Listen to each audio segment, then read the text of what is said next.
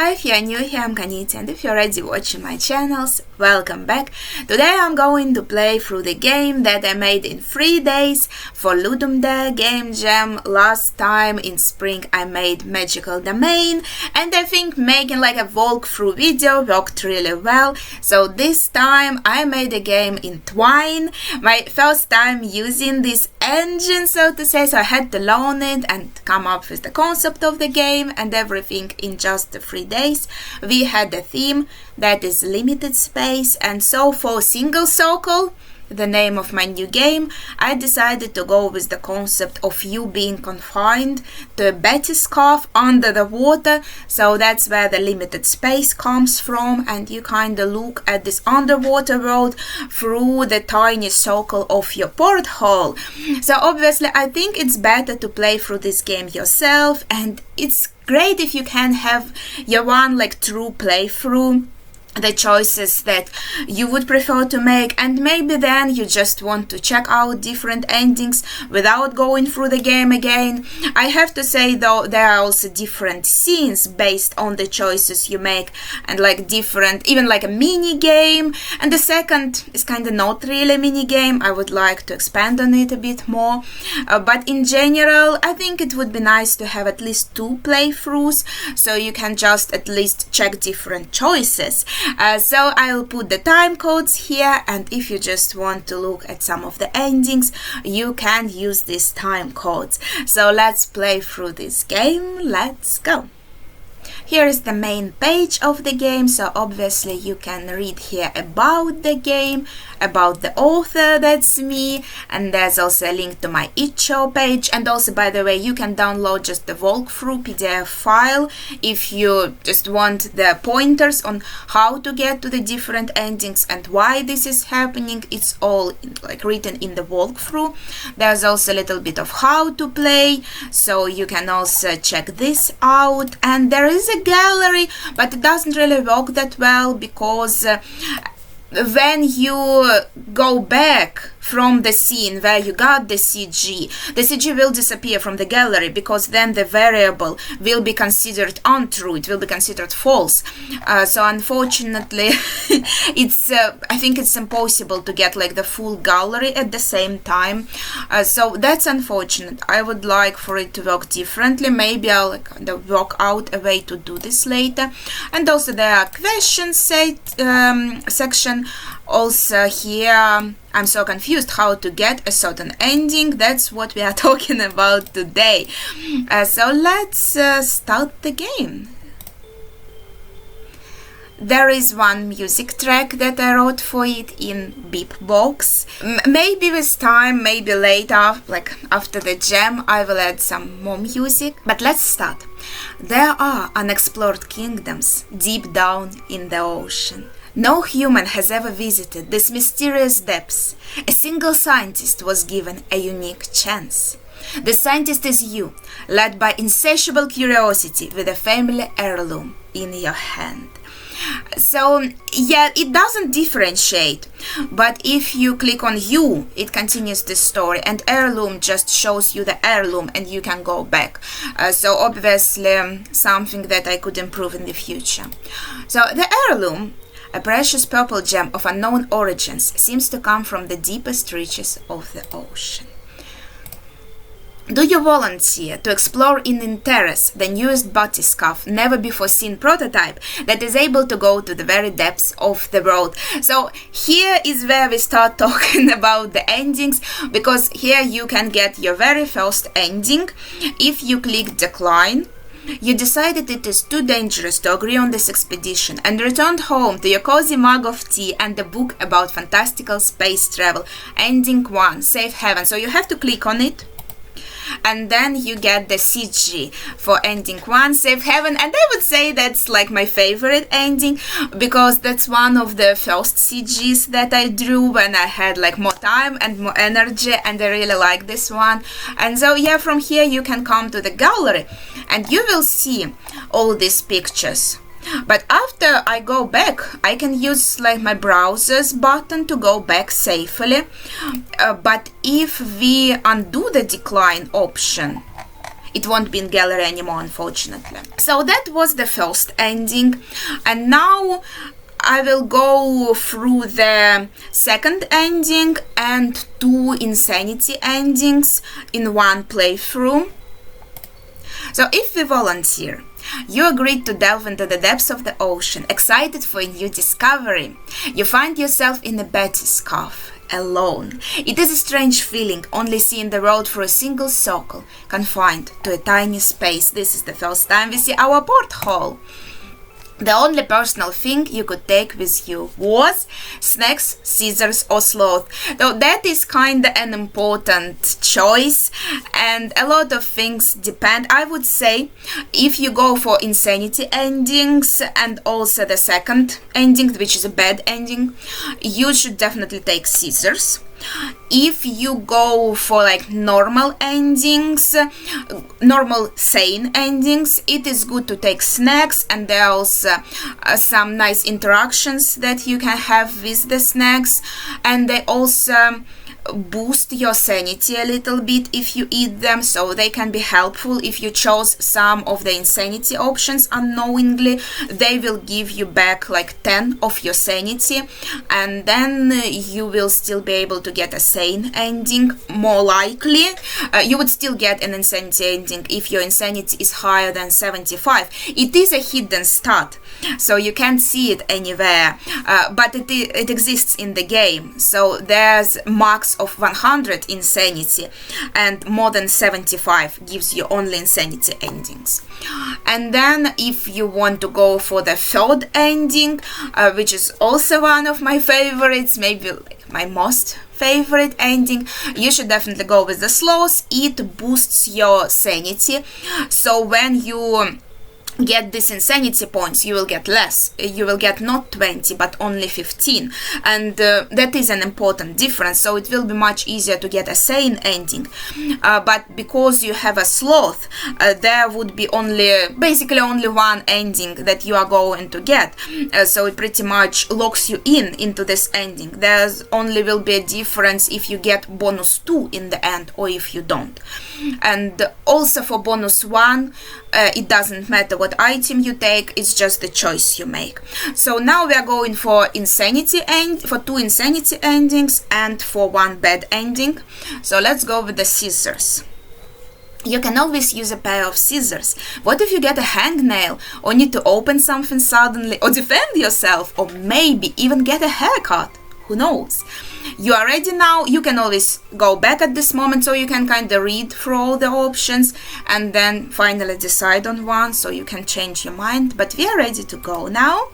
You prepare your journal to take notes and get cozy in front of a porthole. You wait. After a few minutes, your interest is noticed. A tiny creature swims up to the porthole. It looks like a sparkly speckle in the dark. You could swear it was watching you with curiosity. Curious speckle doesn't stay for long. You jot it down in the journal and continue your research. So this is the first creature we meet, and I kind of wanted to make the porthole smaller for smaller creatures, so it kind of represents their size without them being too tiny to look at. And I was trying to, with each of my games, I'm trying to go for a bit of a different visual style, so they look a bit more unique.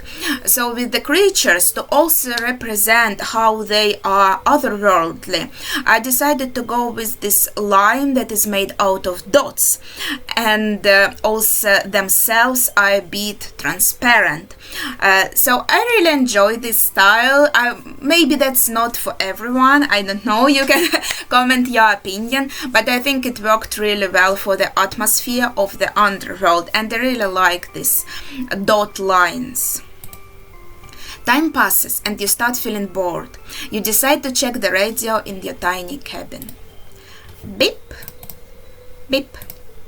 There's no connection to the surface. Looks like you are really alone out there. What are you going to do to pass the time? So there are 2 options.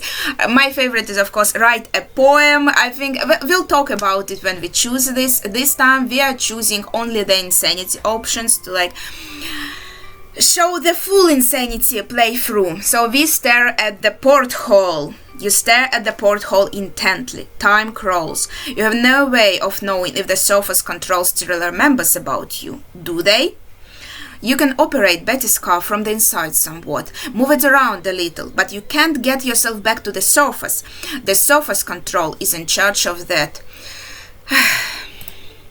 Soon, something appears in front of your porthole. It's so big and so close that you can only see one eye. The creature covers the whole circle. You write it down in your journal as a big eye and look back up. They seem to be waiting for something. So here you can draw something in your notebook or put your eye closer to the porthole. I think I'll show you, like, the first option gives you the bonus in the end, but for this playthrough we are going to go without the bonuses. Put your eye closer to the porthole, and here is the creature in full. So it's so big, and it's not like, even if it goes farther, I think you would still only see a part of it. So it's supposed to be ginormous.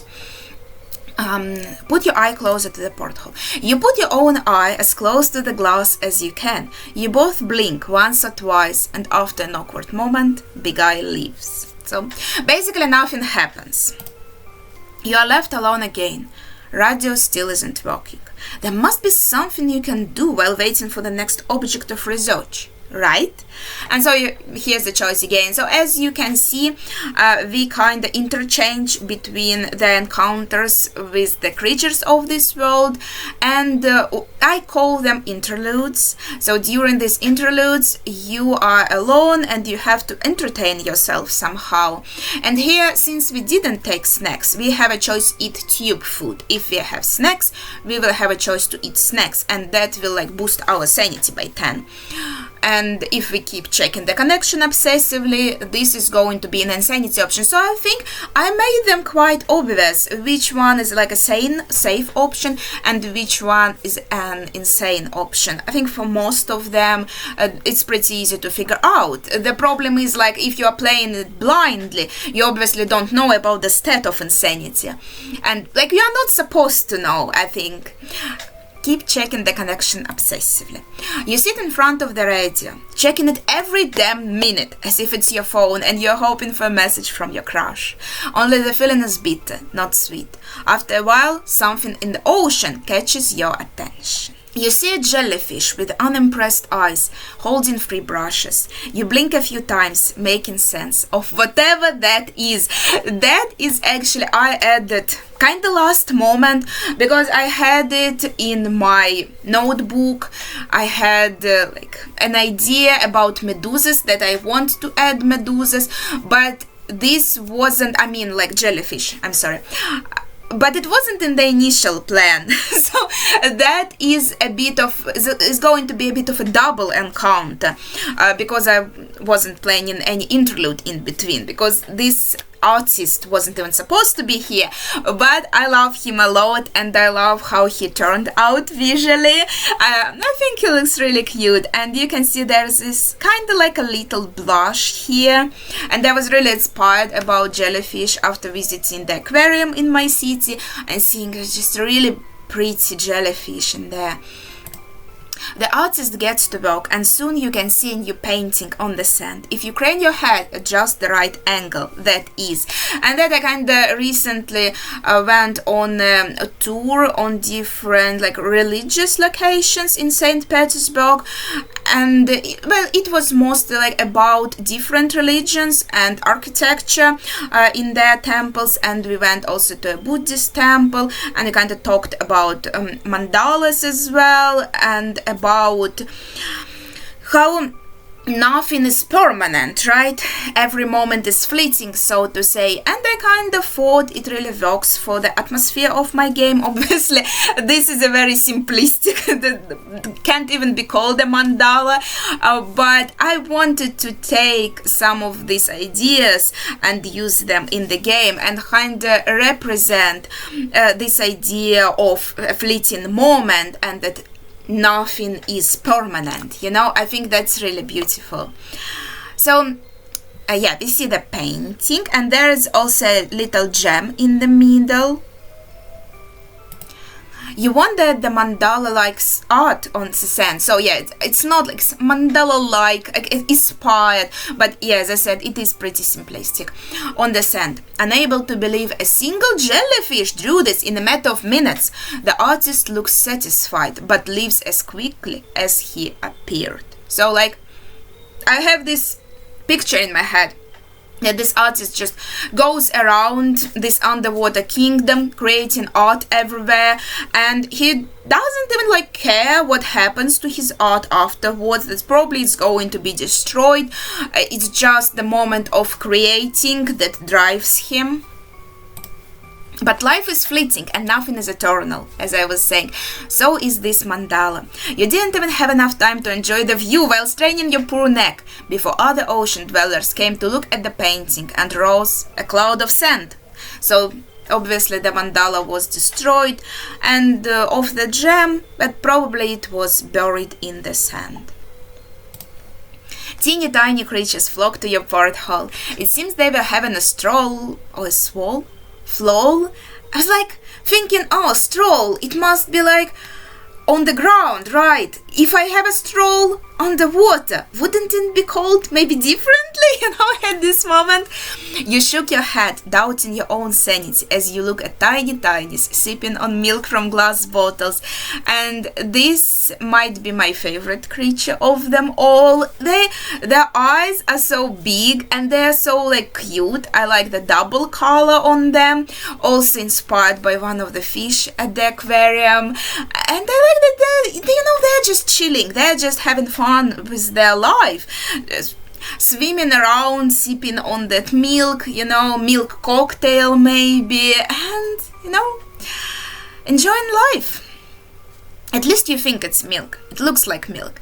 The last time you checked, sea cows weren't selling it as a beverage in the ocean depths. Maybe you have some catching up to do in this never-seen-before reaches of the underworld. Yeah, and I had this idea that there's like a stall and the sea cow is like, in games where you have all these characters that are animals, but there's something anthropomorphic about them. So this kind of like maybe Metroidvania where this sea cow just stands at the stall and you can come up to them and buy some milk to, I don't know, recover your health or something like that.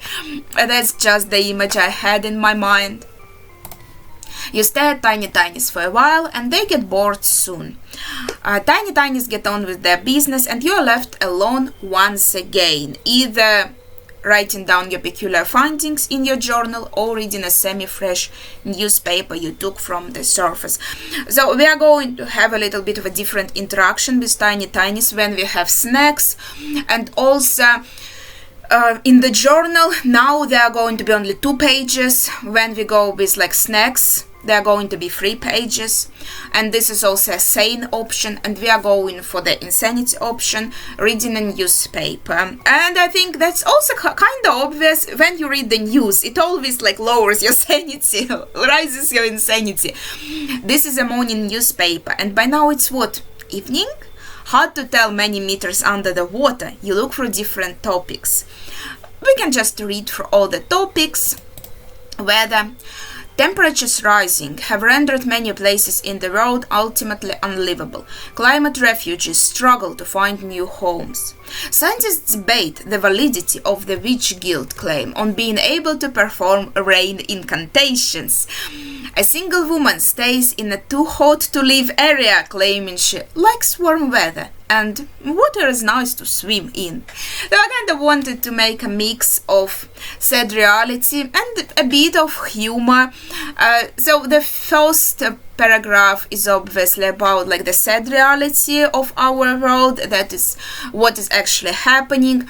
The second, it's actually maybe a bit inspired by the game I was playing lately, and wait, it's called Wildflowers, but wild is written a bit differently, like with an I not, if you're curious about this game, you can ask me in the comments and like I'll write you or I'll put here maybe on the screen a text. It's a really great game. I don't know if it's available on PC. I'm playing it on Switch, and you can perform rain incantations there, and I thought, oh, it kind of fits the theme, you know, that the temperature's rising and like more hot days, maybe less rain, and so Witch Guild, there is some Witch Guild in the world that claims that they can bring more rain, so I thought it could be like interesting addition. And the last paragraph, it's like a nod to my mom, because she really likes like very warm weather. She used to go to expeditions in desert when she was very young, when she was like a student, and because she's a scientist, so they were researching the creatures there in the desert, and like I would never be able to do this because I like cold weather, and like anything more than 20 degrees Celsius, it basically killing me, and for her 20 degrees Celsius it's like cold. So I wanted to create this idea of a character who is like, there are temperatures rising and the area is like unlivable, people can't live in it because it's too hot, but there is this single woman who is like, you know, it's kind of warm, you know, it's nice, I like it, and the water is also pretty warm, so I guess I'll stay here. Read some more. News. Today, the newest Batiscaf prototype in Terrace is set to explore the depths of the ocean, previously unreachable by regular machines. Stay tuned for the outcome of the first plunge. So, a bit about us, our situation. Prices on water rising. Is there a new alternative? I'm not sure if it delivers, but the idea is they are asking if there is a new alternative to water. Numerous expeditions to space have not yet yielded the results we all are hoping for. A planet suitable for humans has not been found. So you can see that they are looking for some place to go because the situation on Earth is not the best. So there are expeditions trying to find another planet to maybe transfer parts of humanity there. And yeah, that's it on the news. Let's check the world. Okay, this is also a mix of like funny and sad. Plush animals now replace the living ones in zoos all over the world. You could see it as good news. Oh, like animals don't have to be in the zoos. So I'm sure many people are a bit unhappy maybe about the zoos, especially with the conditions that some animals have to live there in, but this also could imply something sad, that they had to replace them with plush animals because these animals like are going extinct or something like this. The biggest country on Earth stays empty after an all-out nuclear war. Plans on making the region habitable are in works. So this is kind of one of my fears, since I live in Russia, and I kind of, especially when the war started, I was thinking, oh no, like what if our country really like goes through on these threats on nuclear war, and obviously people would have to strike us back as well, and it would be just like overall horrible. I don't know, maybe Australia would survive. So I kind of wanted to put it in there, you know, as one of horrible things that could happen. And in this world, it's pretty much dystopian on Earth. So I wanted to represent that, and that it was like one of the ways to do it. And on the like more fun side of the news, new face in the competitive drinking comes from Finland. Meet the oldest champion, the merry drinker. I just wanted to make something fun and like talk about some competition that would be a bit unusual. I know competitive drinking exists, but it's not like something you usually find in a sports column or something like this. And it's just a nod for to my friend that drinks all the time and is from Finland. So that is it for the newspaper. Now we put the newspaper away. You put the paper away and glance at the porthole. Someone is approaching. So you can see them a bit more like in full when they are a bit farther away. And then they're suddenly so close. It looks more anthropomorphic than all the other creatures you've met here. You notice a purple gem in the necklace, but it's different from yours. The necklace is well made and looks pretty. You try looking to the left to check out the rings in the right flapper. If you crane your head a little to the right, however, you can see that Vella holding something in the left flapper. Maybe a bit too much of like lefts and rights here. I might adjust that. It gets a bit confusing. But basically you can see at both of the flappers there are some rings, and in the left flapper there is a scythe-like weapon. You gulp nervously. Should you do something to show you don't mean any harm? Cut out a figure out of paper, or don't touch scissors. So basically here we can get the second ending, which can be considered a bad ending. I didn't like label them as bad or good. I kind of labeled as sane and insane endings in my head. This is just one of the early endings. There are only two early endings. The first one, Safe Haven, when you decline the expedition, and this is another early ending, and all the other ones are like really end game endings, like when you finish the game. So let's cut out the figure out of paper, because we took scissors. If we don't take scissors, this interaction just doesn't happen. You take the scissors and start cutting out the human figure out of the paper, hoping to show some arts and crafts to the creature, as well as give them an idea of what a human is. You are, however, in for a rude awakening. The creature, possibly a god, is not fond of arts and crafts. In fact, it looks horrified at how you operate the scissors. It must think you are wielding a weapon. The god swiftly takes their own weapon to the porthole, breaking it in one single strike. The scythe pierces your chest along with the porthole, and blood splatters on the glass. And so you get ending 2, Danger to Society. And here is a CG that goes along with this ending. Again, we can go to the gallery and see it here. But now we have to go back. So that was ending 2. And now we are going to play through the end. And the final choice, I think, will decide which one of 2 insanity endings we are going to get. So let's not touch scissors. You decide to leave the scissors out and simply show other stuff you got in there. After a thorough inspection, the dweller nods approvingly and leaves you in peace. And you have to admit, it is quite peaceful here at the bottom of the ocean, alone in your little sphere, looking out of a tiny circle. At the same time, you can't help feeling lonely. You could try and play some games, or close your eyes and lose yourself in your imagination.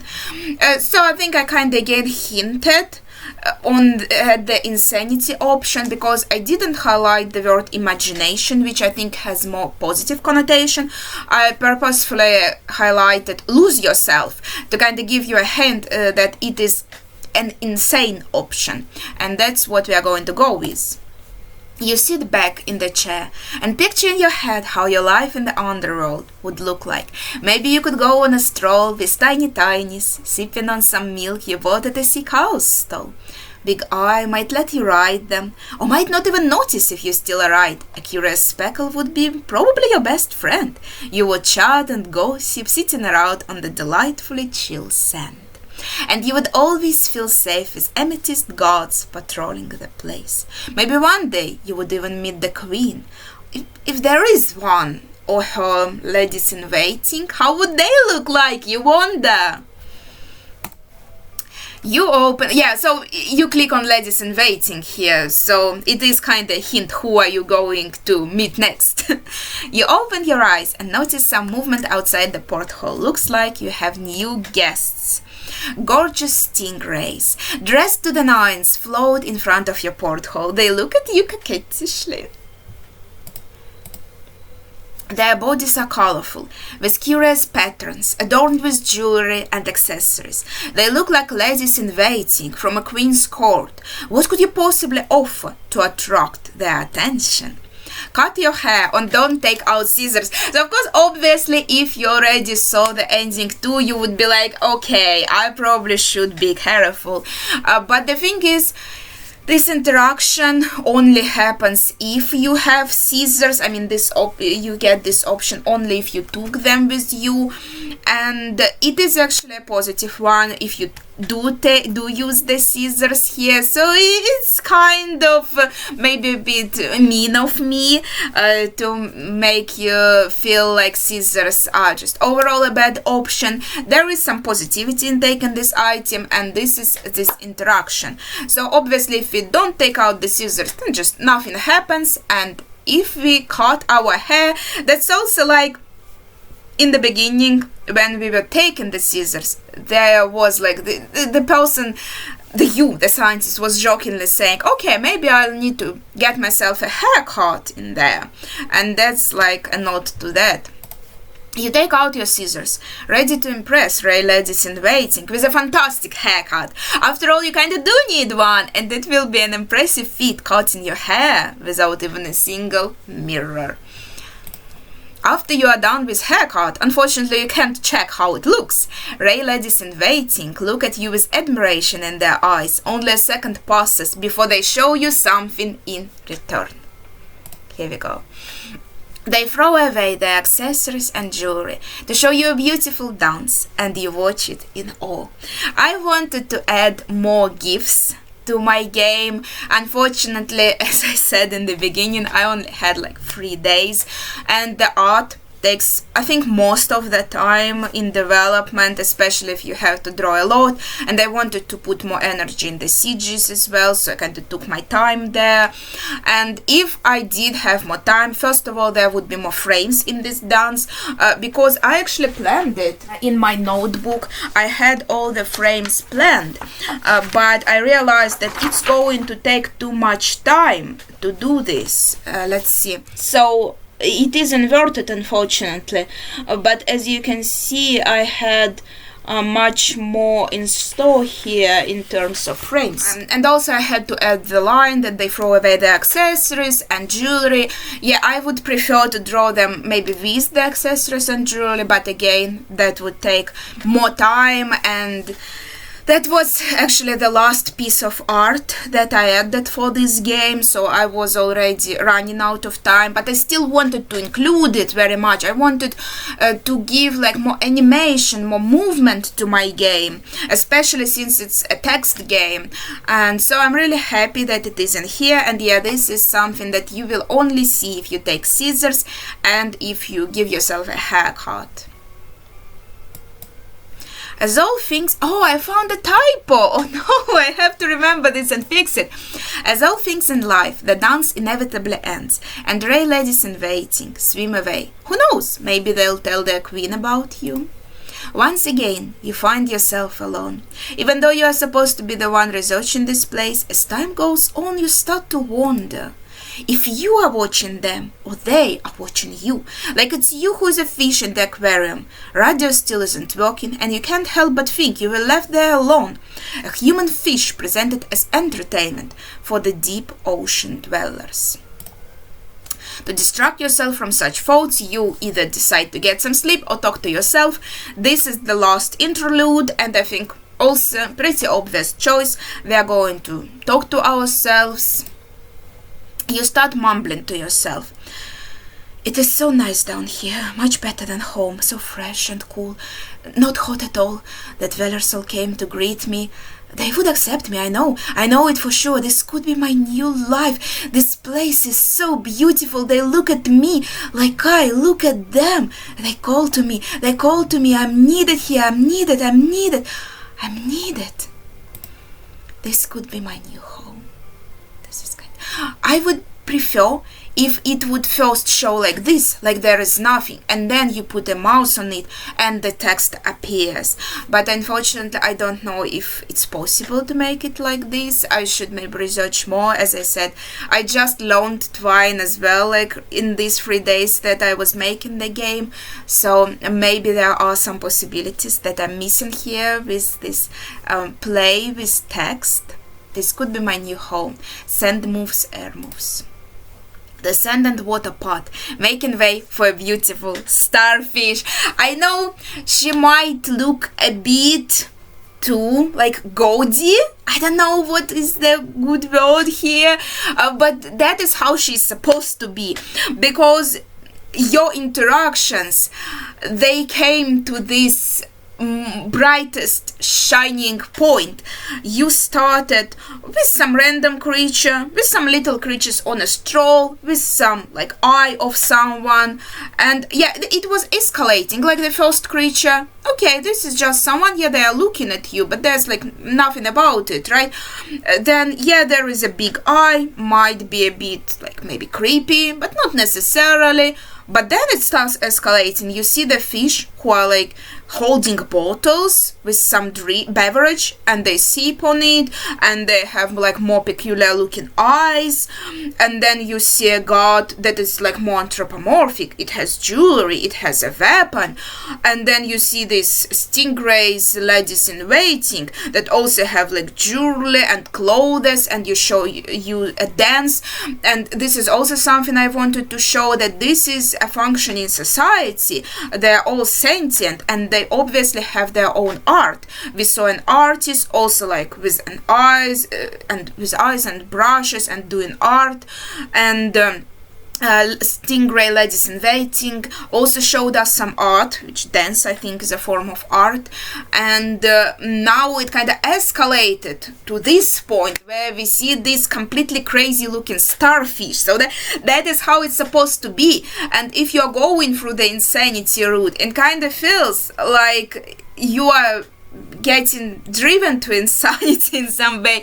And I think the music also, I heard from some players that it kind of gets repetitive, but I think also, isn't it something that would always also drive you to insanity? You know, being alone in this tiny space, in an unknown place, seeing these creatures that are kind of, you can't comprehend how this can happen. In reality, it looks like something that shouldn't be real, and also like this music keeps repeating itself, and it's understandable if you come to this brink of insanity.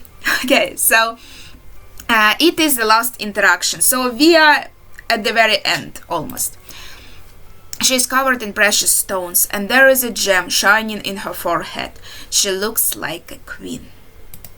She looks at you, smiling widely. You look at her gem and hold up your own in your hand. Her eyes sparkle. Well, it's just the same page with our heirloom to remind ourselves what it is. So her eyes sparkle brighter than any gems. You look at each other, and she waves at you as if offering to come out, and you put your palm on the glass or do nothing. And this is the choice between one insanity ending and another insanity ending. Let's first put our palm on the glass. You press your palm into the glass, and amazingly you go through it as if it was jelly. So you don't even like the strange things, they start here. You don't have to like break it like it happened with the god, managed to break it. You don't have to go out, maybe there is some like door that you came through, you could come out of it. No, you just like float through the porthole as if it was jelly. So we can already see that something peculiar is happening, and the queen welcomes you. You join the ocean dwellers, again like disappearing. You join the ocean dwellers in the queendom, and you all rejoice and live happily ever after, if you didn't die from high pressure. And this is kind of again a hidden line here that I would prefer. If it started like this, there's no line here, and you kind of wave your mouse over it, and it says if you didn't die from the high pressure. So idea here that I wanted to make it a little bit ambiguous. Maybe you went so insane that you didn't realize what happened. You kind of came out one way or another, but you died from high pressure, and your like last moments of your brain working, you were imagining that you live here with these creatures. Or maybe even something happened like inside the porthole and you didn't survive. But also, as I said, it is ambiguous. Maybe you did come out because you see there is this gem that is your family's heirloom, and this queen has this gem in her forehead. So it feels like there's something connecting you to this ancient civilization. So there you could also argue that maybe you did actually come out through the glass like it was jelly, and you did actually join them there and stayed underwater living with these creatures. So I kind of wanted it to be not definite. You decided for yourself. And I also chose the words from a fairy tale, live happily ever after, also to build on this feeling of the ending being ambiguous. So it feels maybe too much like a fairy tale, so it can't be real, or maybe it was. All this time it was a fairy tale. And here we have a CG for ending 5, Forever Home. Here it is. And yeah, it is a bit on the simpler side if you compare it to some of the other CGs. Again, I didn't have that much time, unfortunately, but I tried to compensate with the atmosphere and use this simplistic styling to represent the nature of this ending. And I also added some of the creatures that we met along the way, and I gave eyes to them, so it looks like everyone is kind of looking at you. And this is you. So again, you can see it here in the gallery. Now let's check the other Insanity ending where we do nothing. You look at the queen, unable to say or do anything. The moment passes and she leaves. You don't even notice at first when surface control starts calling out to you. The radio is working once again, and they're bringing you up. Where? You go back to the surface, but you can't quite comprehend what is happening. Just a moment ago it feels you were in a beautiful world, filled with wonder and sparkle. The difference between where you are and where you want to be, where you feel to be in your mind, is driving you crazy. And that's how we get ending for Lost Marbles. And basically, yeah, if you got your insanity high, the difference is just the choice you make in the end, whether you put your palm on the glass, then you get Forever Home ending, or you don't touch the glass and then you go back up to surface, but you are still insane, your insanity is still high, so you have this Lost Marbles ending. And they kind of maybe should have added that also when you try to talk to other people about this world, they don't believe you. They're like, what the heck? Yeah, you went insane. So your words, nobody believes in them, and people don't believe your findings and the results of your research. I think again the time that the third day was coming to a close, and I kind of forgot that I wanted to add this detail, but I think this works fine as it is. And again, I repurposed a bit the CG that had the first CG called Humans in the gallery, and I added like these crazy faces on them, and our character like holding the temple, representing the idea of insanity, also with colors that I chose here, like red below and green on the upper side of the picture. Yeah, I still like this CG. Again, I started a bit cutting corners here, but I feel like it represents again the atmosphere and the idea of this ending. And here, yeah, you see, so this is the CG Humans. I kind of repurposed it into making this CG. They look different enough. I think maybe you can only tell by the buildings that it was kind of repurposed, but yeah, I did enough changes to it, I think. So these were both of our insanity ending. So we got first, second, we didn't get third yet, we got, oh god, what is happening? We got fourth and fifth ending. So now we are just going to restart. To go through the third ending, it will have to be, I think, in a single playthrough. And then in the third playthrough, we will go through the normal ending. So let's skip this quickly. We already saw all of this. And here is the important choice. This time, let's take a sloth. You can't live without your favorite plush sloth toy. It takes a lot of space, but it is so huggable. At least you won't be completely alone down there. Are you ready now? You prepare your journal to take notes and get cozy in front of a porthole. You wait. After a few minutes, your interest is noticed. A tiny creature swims up to the porthole. It looks like a sparkly speckle in the dark. We already had this interaction, but now there's going to be a little difference in here. Curious speckle blinks at the sloth, held tightly in your arms. You can guess it likes the toy. You smile at it and put the sloth closer to the porthole. Speckle gets shy and swims away, and you continue your research. So if you don't have the sloth, it just kinda looks at you and then goes away. But here there is a hint. It liked this sloth, and it's important. Time passes and you start feeling bored.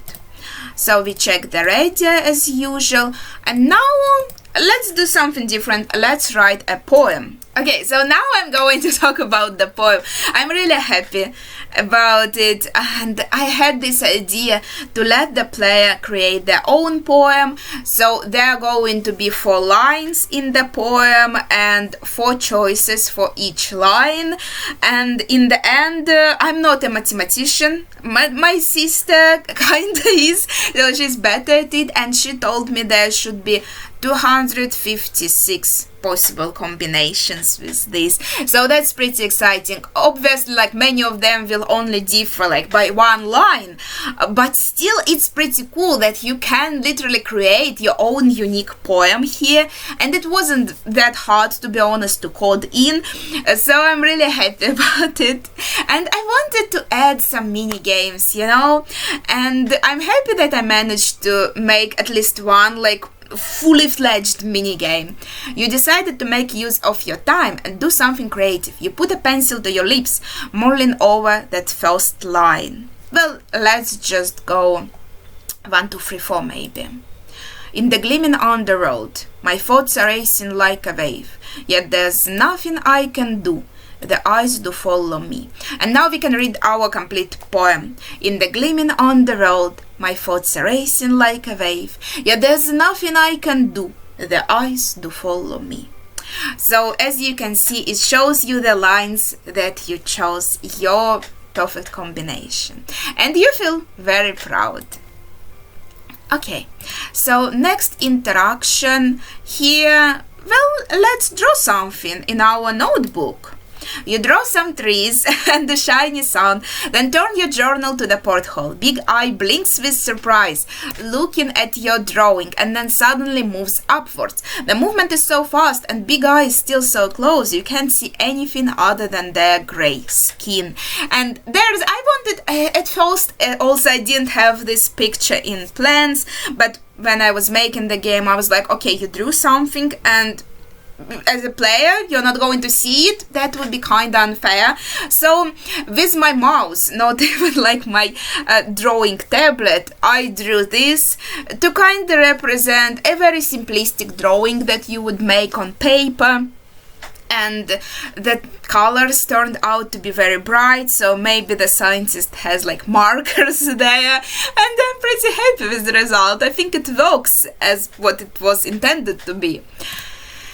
So yeah, that is the interaction, and for this you get a little bit of a bonus in the end, so we are going to talk a bit more about it when we see the bonus. Here, since we still don't have the snacks, we are going to eat tube food. You choose some tube food given to you by the organizers of this expedition. It's nothing special, but satiating. Right after you are done with your lunch, you notice a sudden movement outside. So again, we are going to see the artist and the creation and tiny tinies. Again, we don't have snacks, so they get bored soon. Now I'll choose newspaper again, because I want to show you the journal with all the free pages available. Put the newspaper away. Now, okay, we see the god, and this time we don't have scissors, so the interaction is going to be a little bit different. So, should you do something to show you don't mean any harm, you look around and show everything you have in the cabin to the god, all the items, one by one. At least you assume that's a god. If the dwellers here are sentient, they must have some kind of society, and surely they would be wary of outsiders, just like humans. The guard, though, is satisfied with the show you put on. They look thoughtfully at each and every item, nod slightly, and leave you in peace. So it was kind of like a check. Do you have like anything dangerous on you? Are you a danger to society? And you show everything, and the guard is like, okay, you can stay. And you have to admit, it is quite peaceful. Okay, we already saw this line, and now we can play some. Okay, let's try playing some games. So I wanted to make a second mini game using words, but I didn't have enough time, unfortunately, to come up with something fun and interactive. So in the end, I just googled some long words with the idea that you can kind of write out, find in this long word little short words, because this is kind of a word play that I really like. So you take out the paper and write a long word. Can I read it? I'm not sure. Honorificabilitudini... Oh no, I can't. Honorificabilitudinitatibus. Evidently I cannot. If you can read it, congrats. You learned it in one of Shakespeare's plays. It means you are in a fitting state to achieve some honors. How many small little tiny words can you find in this long one, counting prepositions? At least, so here, in a perfect world, you would be kind of maybe choosing these words and kind of show, okay, cab, you found cab. So you kind of highlight it and it's been, I don't know, presented here somewhere, right? Or you found bus, right? Or us. And it's also been presented, and then it just shows you the number, how many words you found, and says, okay, pat on the head, you did great. But again, I didn't have time to kind of figure out the programming on this, and maybe if I had more time I would do like a different game completely with the words. So we have what we have. Now you are just choosing the number. So if you choose 4, that's like, no, too little. Are you sure? You can try again, or you can forget it if you are not a fan of this. You can choose 8. 8 is not bad, but did you count prepositions and pronouns? Maybe even some slang? Try again. Because, for example, we can find tot, which is kind of like a snake slang, right? Why did I say snake? Or like lit. Well, lit is kind of a word in itself. You know, us, or for example, there was like eat. Yeah, if you count this as well, you can get at least 16. And I listed all that I found here. At least 16. Here they are. I do know them all. And could you find more? So that's kind of how it is.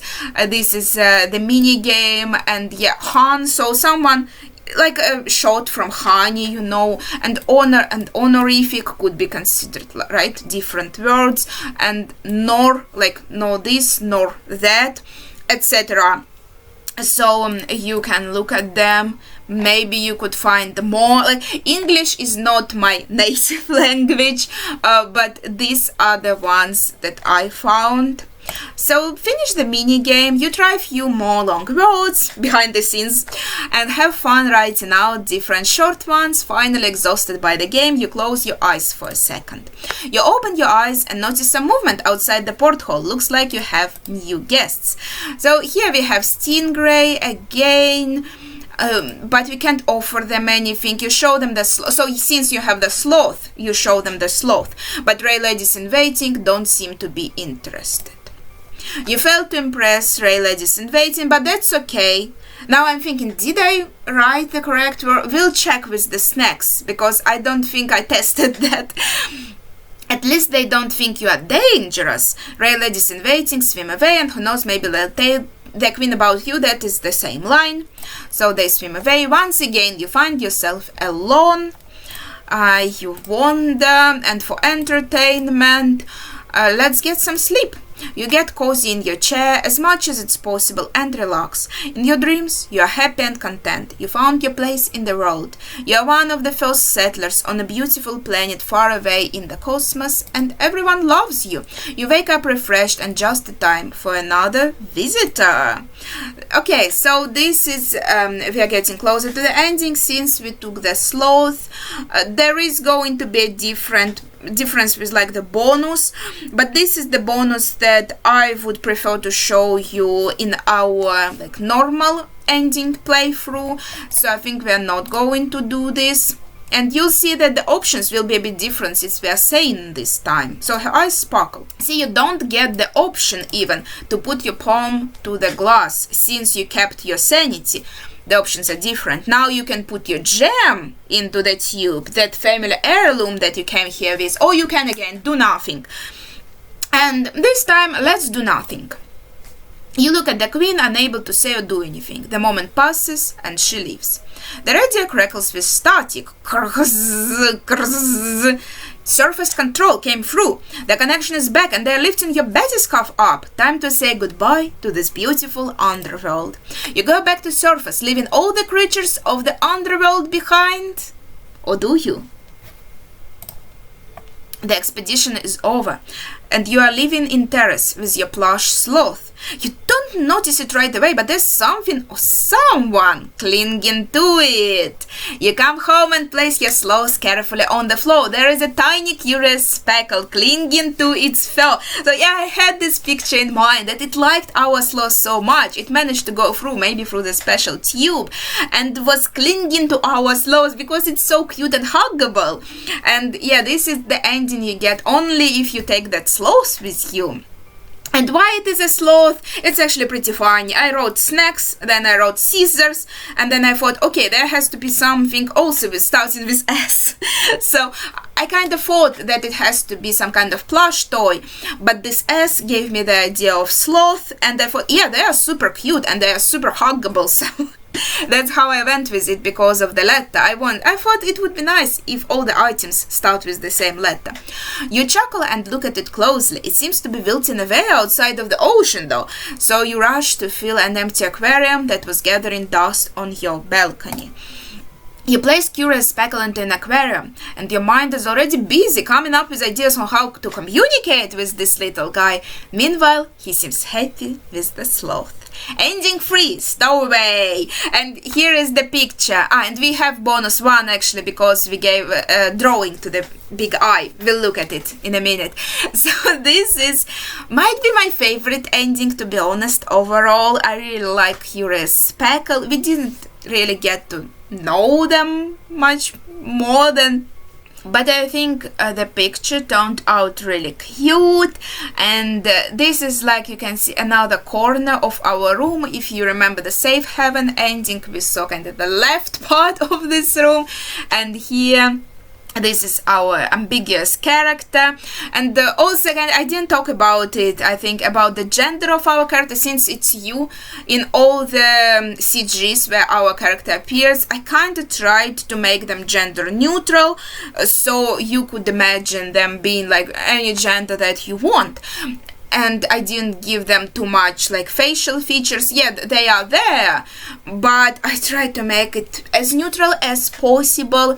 And honestly, I didn't think too much on the genders of the creatures as well. Again, the thing, curious speckle might be he, but like not necessarily. I think with ladies in waiting and the queen, it is pretty straightforward.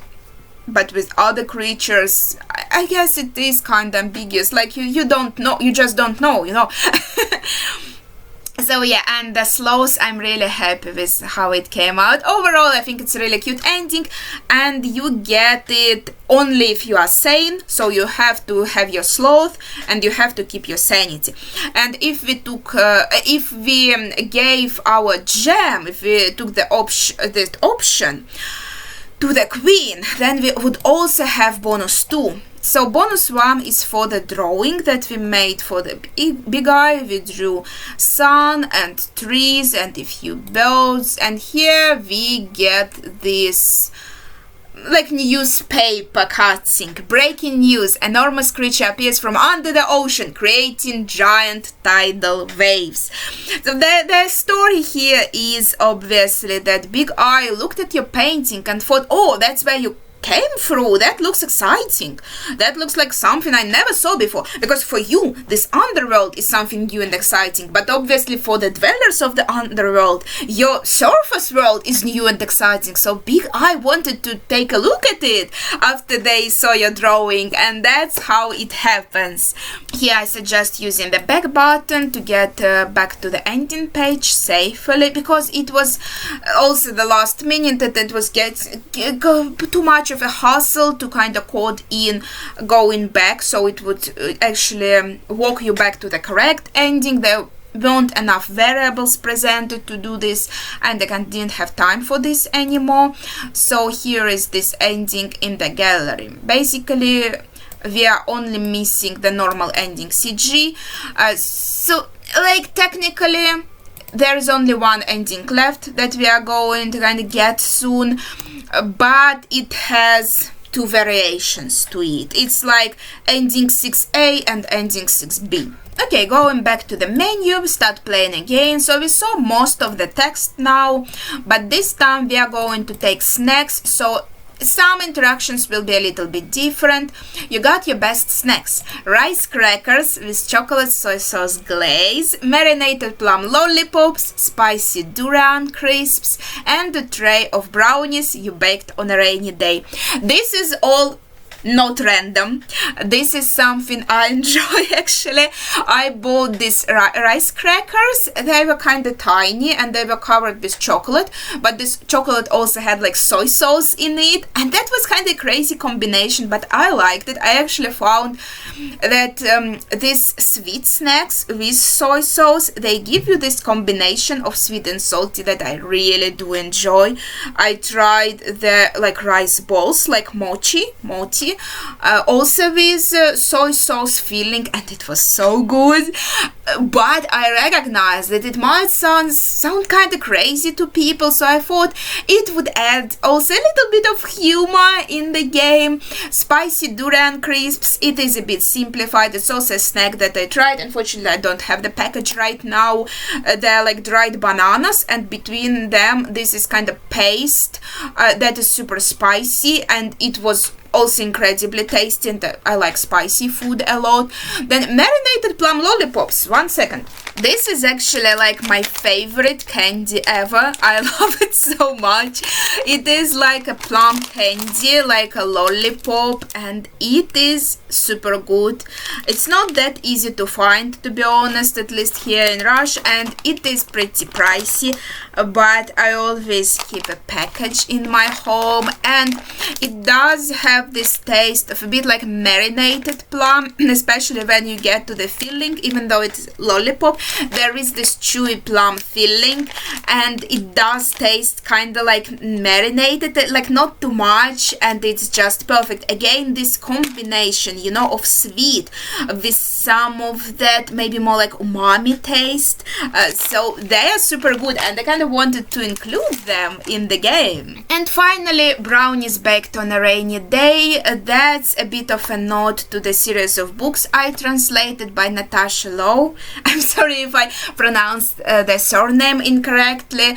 She's a great author, and we were talking on Instagram about her books and like my translation, and I'm still waiting for them to come out in Russian. Unfortunately, this publisher is working pretty slow. It was like my first time working with this particular publisher, and I'm like waiting for an eternity now for the books to get published. There are 4 books. I translated 3 of them: The Marvelous Magic of Miss Mabel, The Courage of Cat Campbell, and The Power of Poppy Pendle. So I think in all of them there are recipes in the end, and actually The Power of Poppy Pendle had this recipe for the rainy day brownies, the brownies that you bake on the rainy day, and I thought that was such a cool idea, so I kind of also wanted to include this concept in my game. And I also thought it would be an interesting contrast to this like straight on snacks.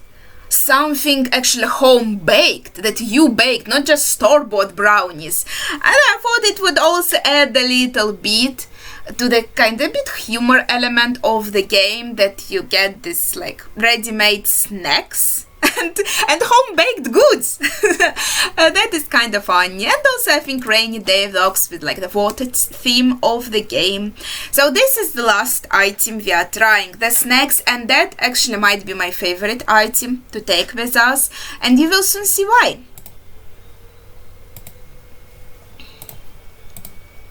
So let's go through all of this quickly. We already wrote a poem, but I'm just going to go with it quickly. Big I, and let's get the bonus.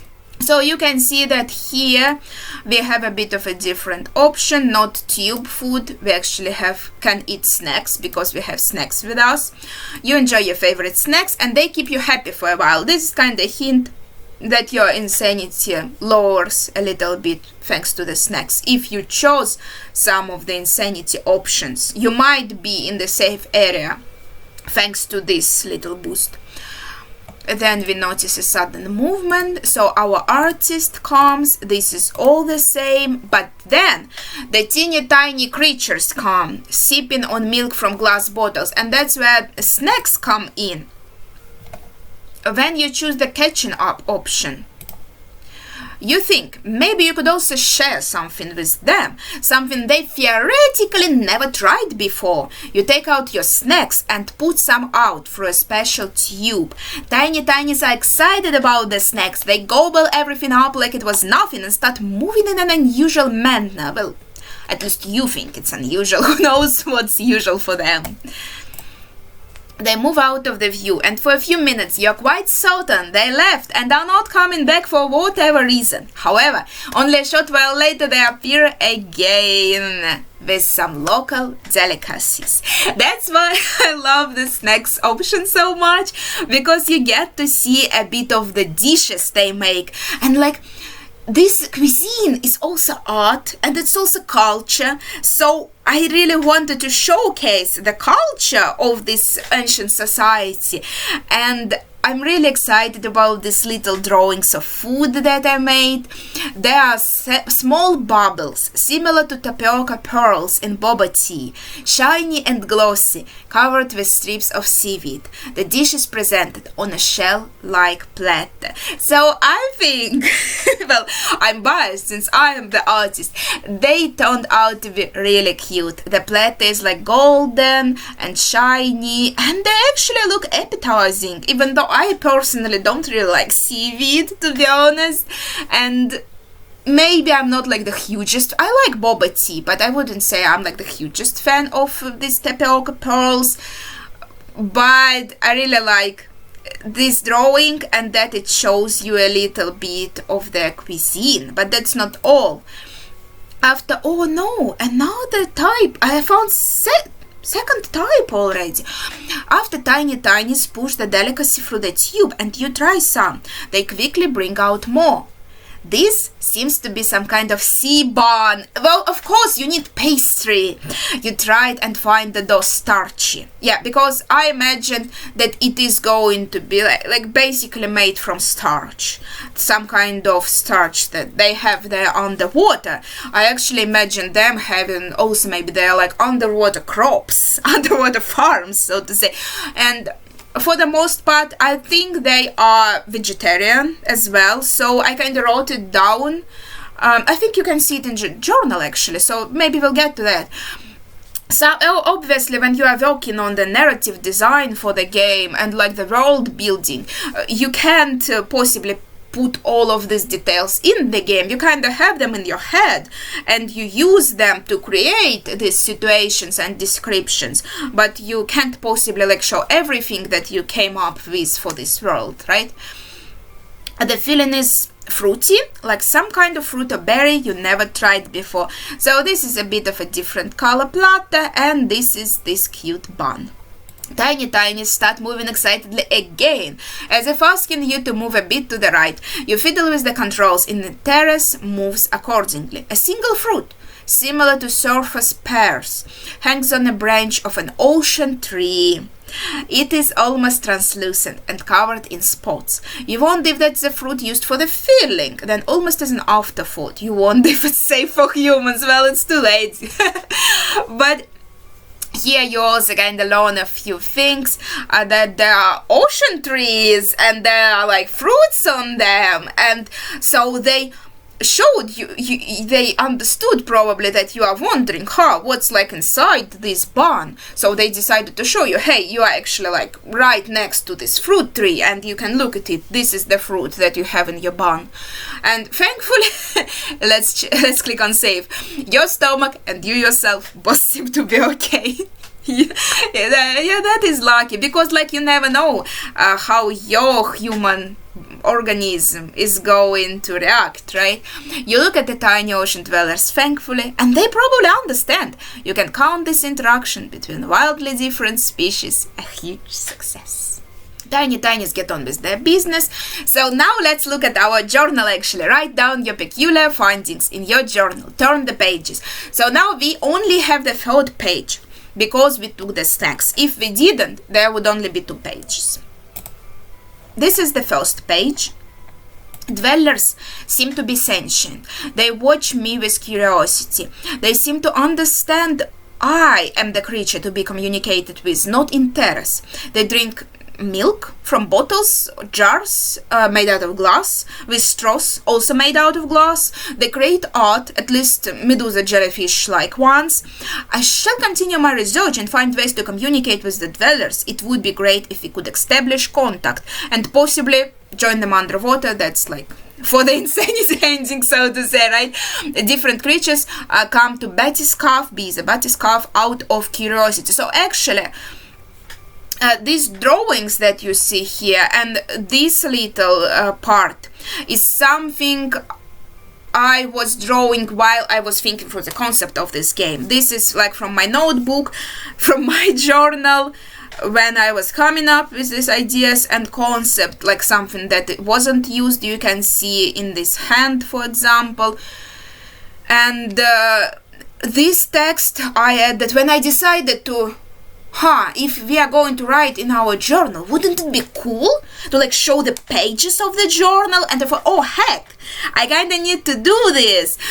So I actually combined in my paint tool Sane these pictures. I wrote this text on a clean piece of paper, then I took the photos of these pictures and kinda applied them here. I think it turned out quite nicely in the end.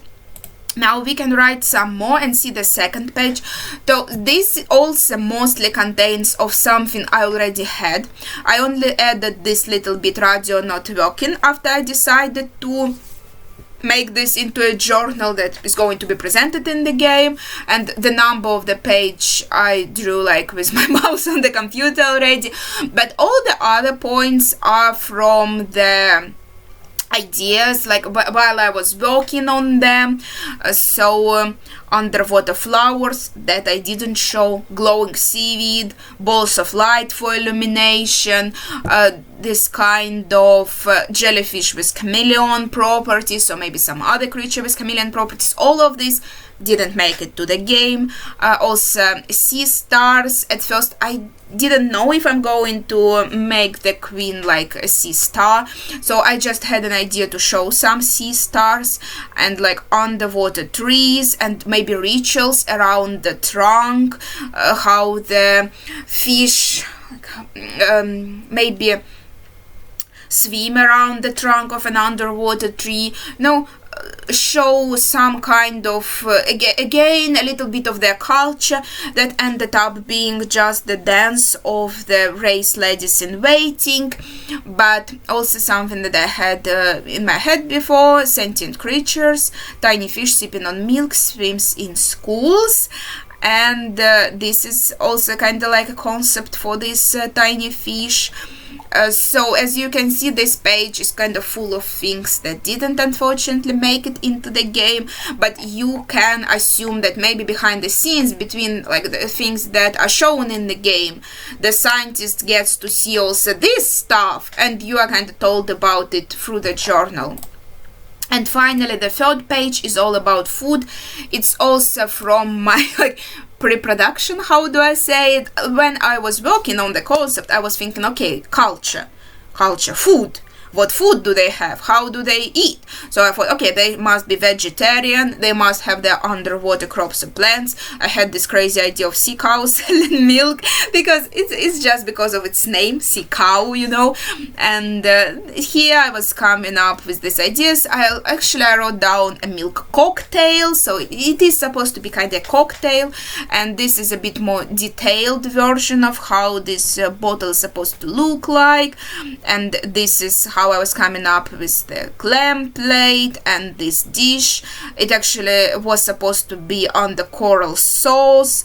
I drew this pale fruit and a piece of it that is supposed to be almost transparent, and this starch bun. So actually, when I was writing this, I was thinking it would be some other fruit, not this one, but some other fruit in the sea pastry, some, you know, like berry or something like this, maybe.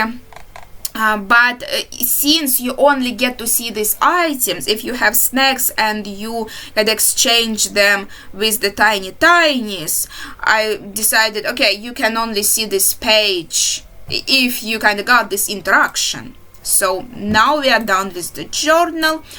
We see the guard. Again, we don't have scissors, so we just show the guard all of our items.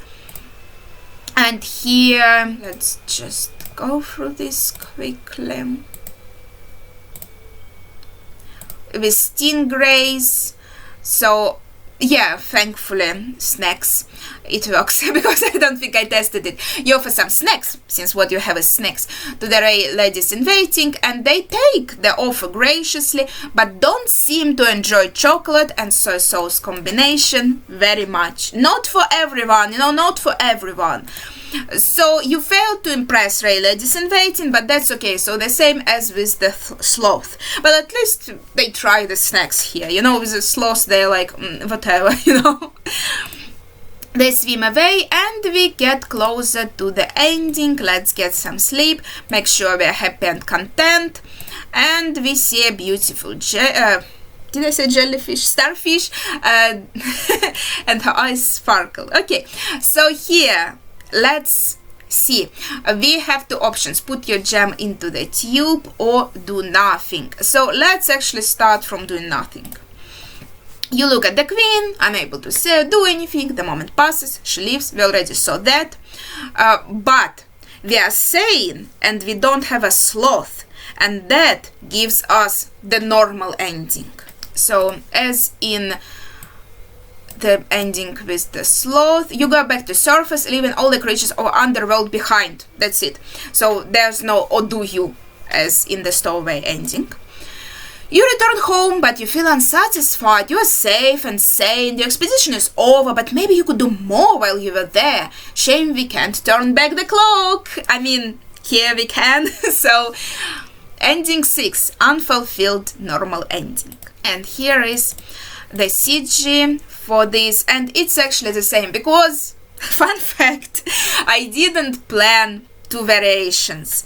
The gem wasn't even part of the concept at the beginning. I added it when I was drawing this one of the first CGs. We can look at it at the gallery. See, I drew the hand of our character, and it felt like they have to hold something. And I'm like, well, what they're going to hold? I tried drawing key to the bathyscarf, but it kind of just didn't work, you know. And then I drew this gem, and this idea dawned on me. So initially, there was just this ending that if you put your hand on the glass and you are insane, then you die. And if you put your hand on the glass and you are sane, then you stay to live there, actually. And then if you don't do anything, then you go back on surface, either sane or insane. That's it. There was no gem in the picture. But I added it because of this CG, and then I didn't have another CG for the gem ending, and there was only one normal ending in the plans. So I kind of worked around it. I made this an unfulfilled normal ending, and when you take the gem, that is going to be true normal ending, but CG unfortunately is going to be the same. I didn't have the time anymore to draw a new CG, and I didn't have like any ideas right on the spot how the CG is going to look, so this just became the same ending with the slight variation. So let's look at the second option. Okay, last stretch here. You put your gem into the tube. Our last ending. You take your precious heirloom and put it into the special tube. It flows out in the water and Queen catches it. She looks at you tenderly and takes her own gem from her forehead. You see, it looks exactly like our heirloom, right? I basically copy-pasted it so it looks like exactly the same. She replaces her old gem with yours and carefully puts her own into the tube. So you basically make an exchange, but it's not for nothing. You receive it and place it on your palm. A warm feeling washes over you. You hear a soft whisper in your head. Queen Sayuri gives you her blessing. So you learn her name, and again, fun fact how I came up with this name. I just didn't look at the keyboard and I pressed some buttons and it came out perfectly. So she gives you her blessing, and it kinda, you know, it is a true ending because it really completes the game. You came out, as it says in the beginning, driven by this family heirloom, and you kind of got your answer. You got what you came here for. And here I don't really like to just straightforwardly tell how it is, how it was in my game. I kind of want the player to decide things for themselves and interpret things for themselves. So let's read through this ending. She gives you her blessing. Before you can ask any questions, if that would be even possible, Queen Sayuri lives. But you are content. You got what you came here for. The radio crackles with static. It seems to be the same. Surface control came through and it's time to say goodbye. You go back to surface, leaving the underworld behind. You return home. Your mission complete. You have some questions still, for sure, but you saw the origins of the gem, and now tightly in your hand you hold the precious treasure given to you by the queen herself, and you have no doubts in your mind that with this blessing all your dreams will come true. So you know now like where the gem initially came from, basically, right? It must have come from like another queen like her, maybe thousands years ago, millions years ago, who knows? And also she gives you her blessing, so she kind of recognizes you as her child. And this kind of came from an idea that, you know, the living creatures, they all came from the water. They originated in the water and then came to the earth. But what if some of them stayed deep down in the underworld, in the water, and created their own civilization? But they are still our ancestors. I mean, it is quite a long time between us, but still there is a connection. So basically Queen recognizes you as her child, basically, right? And gives you her blessing. By seeing this gem with you, she thinks, oh, he has, because I'm playing, obviously, I imagine myself as she. So since this scientist has this gem, there must be some connection. They must be my child, and so we will make this exchange. And in this exchange, you will learn about her, because basically like her essence is in this gem, and she through this gem will learn about you and your world. So it's a fair exchange, and she will wear this gem now. So I think this really like completes the full circle of this game, and this is why it is a true ending. Basically, I called it a true normal ending because, again, I kind of want my players to choose what they feel like is true ending for themselves. But like in my mind, how this game like for me should end, this for me is a true ending. And yes, the CG is unfortunately the same. Maybe later down the line when I update this game and fix these 2 typos that I found, then I'm going to probably update this CG to something else.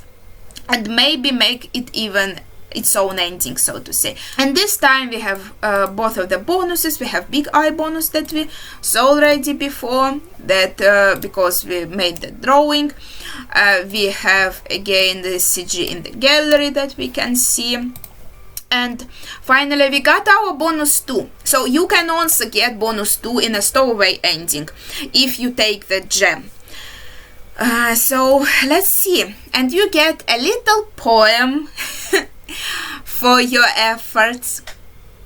The stone whispers to your heart, the brighter days are up ahead, the world is falling all apart, but in this moment is not dead.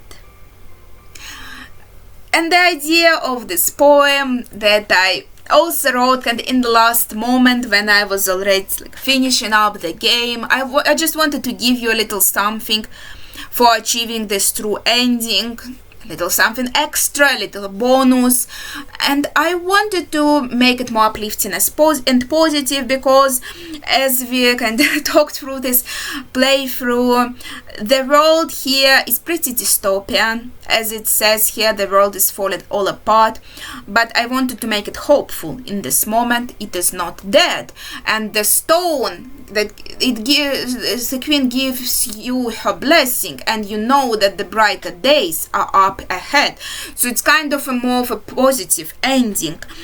And also there is this moment with our scientist that is very slightly hinted at, is that if you go through the decline option, you can actually see, first of all, they read a book about fantastical space travel. Then they also make comparisons between sea and space in some of the lines of dialogue, in some of the moments of the game. And here, when you see their house, this window looks a bit also like a porthole in space. And all this, and here is our book about fantastical space travel, and there are little like sparkle stars on our mug, and the color is blue, and it feels like there are stars on the walls, like it is a starry sky. So basically I like the similarities, so to say, between underwater world and the space in the very essence and atmosphere. But the thing is that our character is unsatisfied with their life, and I also added this little news about the expeditions to the space, and I feel like these scientists, they would love to go to space and like even live in space. They want to escape their life. They are unhappy with this life. And we get a glimpse a bit of Earth when we read the newspapers, or we see some CGs from the surface, that, as I said, it's not that good of a situation on Earth, and the scientist is obviously not happy with it, so they are trying to escape it. Here with the underworld, we see options of them escaping this. They kind of want to live in this world, and you also, if you are more of a, I guess, pragmatic person, you could also see it as this all was just their imagination. There's no like fantastical creatures with their own society and everything. That's just what they wanted to see, because they wanted this world where they can escape to. Obviously, in my mind, when I was making this game, I don't think of it this way. I think this world really does exist here, and I really like adding some magical elements to the realistic worlds in the games. And I just wanted to tell you a little bit more about this character we are playing as. As I said, it is kind of you. It talks that you are the player, you are the scientist, but obviously I did give them, in my mind, some like personality and aspirations. Yes, as I said, there is this desire to escape. And this is why also on the page on itch.io, where you can like write a little bit something about the kind of overall feel of your game, I wrote escape your life, because that's what it is about.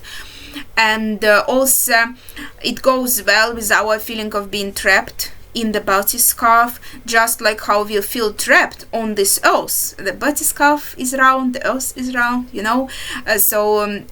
We feel trapped on this earth, where all these horrible things are happening and the temperatures are rising. There was a nuclear war, like nothing good, so to say. And we have these hopes of maybe that in space, in cosmos, we could find a place where we could maybe start from a new leaf. And I think all these ideas, they are not too like in your face in the game, so I wanted to explain them a little bit, because as I said again, I don't want to just write it out. You know, you are very unsatisfied with your life, so you are trying to escape. Also, by the way, this is kind of like a metaphor of you feeling trapped on the earth, etc., etc. I don't want to do that. I want people to kind of play through the game and take away what they feel like they found in this game.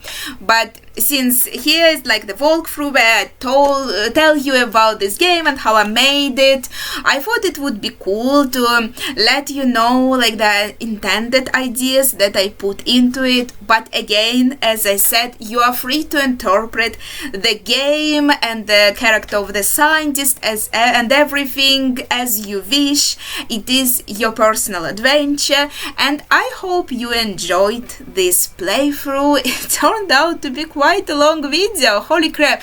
And as usual, I wanted to make a super short game, but it turned out to be pretty long. Yeah, if you go through it just one time, just your real true playthrough, choose the choices that you want, it's probably not going to take so much time. But since we went through all the endings, yeah, it's like closer to hour and a half.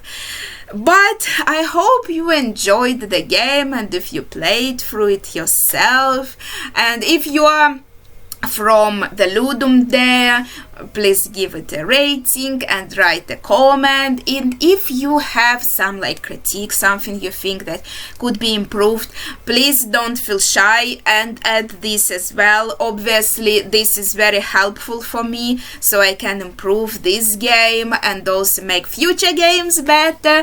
And if you're just watching this on YouTube, also make a comment here on YouTube.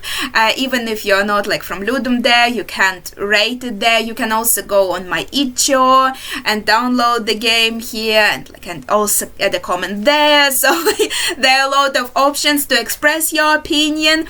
But that would be it for this video. So thank you for watching, and see ya.